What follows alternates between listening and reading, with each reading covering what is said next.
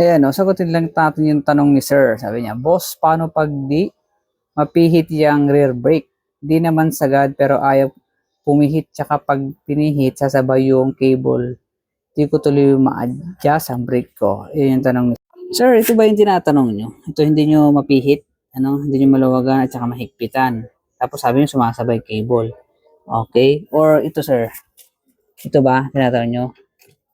O malamang ito ano kasi sabi mo sumasabay yung cable.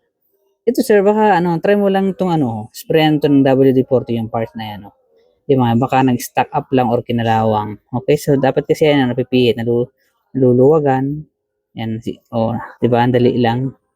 Dali lang dapat pihitin yan kung hindi stack up or kalawang. Okay? Or baka sagad na sir, no? Pero sabi mo hindi pa naman sagad kasi dapat ito ang basehan mo. Meron niyang arrow.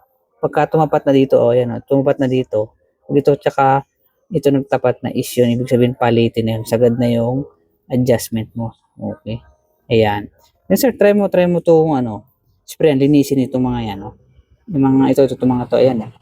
Baka masyadong marumi or kinakalawang na yan. Spray mo ng WD-40. Okay? Try mo lang sir.